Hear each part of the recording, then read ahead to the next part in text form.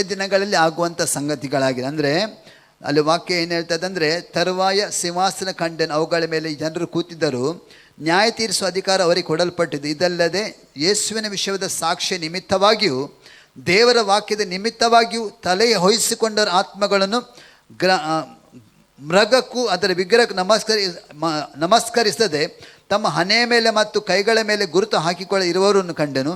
ಅವರು ಜೀವಿತರಾಗಿ ಎದ್ದು 1000 ವರ್ಷ ಕ್ರಿಸ್ತನ ಆಳಿದರು ಅಂತ. ಮಿಕ್ಕ ಸತ್ತವರ 1000 ವರ್ಷ ತನಕ ಜೀವಿತರಾಗಿ ಏಳಲಿಲ್ಲ.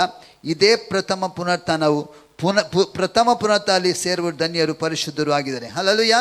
ಅಂದರೆ ಕ್ರಿಸ್ತನಲ್ಲಿ ನಾವು ಇರುವಂಥ ಸಮಯದಲ್ಲಿ, ಲೋಕದಲ್ಲಿ ನಾವು ಇರುವಂಥ ಸಮಯದಲ್ಲಿ ಅನೇಕ ಸಮಸ್ಯೆಗಳು ನಮಗೆ ಆತ್ಮಿಕದಲ್ಲಿ ಬೀಳುವುದಕ್ಕೆ ಅಥವಾ ಕ್ರಿಸ್ತನನ್ನು ಅಗಲು ಹೋಗೋದಕ್ಕೆ ಅನೇಕ ಸಂಗತಿ ನಮ್ಮ ಜೀವಿತದಲ್ಲಿ ನಡೀತದೆ ಪ್ರಿಯರೇ.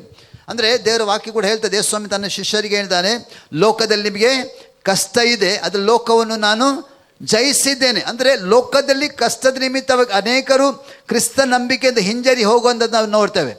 ಅಲ್ಲಲ್ಲಿ ಅನೇಕರು ಕ್ರಿಸ್ತ ಕಷ್ಟ ಬರುವಾಗ, ಸಮಸ್ಯೆ ಬರುವಾಗ, ನೋವು ಬರುವಾಗ, ರೋಗಗಳು ಬರುವಾಗ, ಕೆಲವು ಸಮಸ್ಯೆ ಬರುವಂಥ ಸಮಯದಲ್ಲಿ ಕ್ರಿಸ್ತನಲ್ಲಿದ್ದವರು ಹಿಂಜರಿ ಹೋಗುವಂಥ ನಾವು ಅನುಭವ ನಾವು ನೋಡಿದ್ದೇವೆ. ಅಲ್ಲಲ್ಲಿಯ ಅದಕ್ಕೋಸ್ಕರ ಎಂಥ ಪರಿಸ್ಥಿತಿ ಬಂದರೂ ಕೂಡ, ನಮ್ಮ ಜೀವಿತದಲ್ಲಿ ಎಂಥ ಪರಿಸ್ಥಿತಿ ಬಂದರೂ ಕೂಡ, ಅಲ್ಲಲ್ಲಿಯ ನಮ್ಮ ಜೀವಿತದಲ್ಲಿ ನಾವು ಹಿಂಜರಿಕೆ ನಮ್ಮ ಜೀವಿತದಲ್ಲಿ ಉಂಟಾಗಬಾರದು ಪ್ರಿಯರೇ.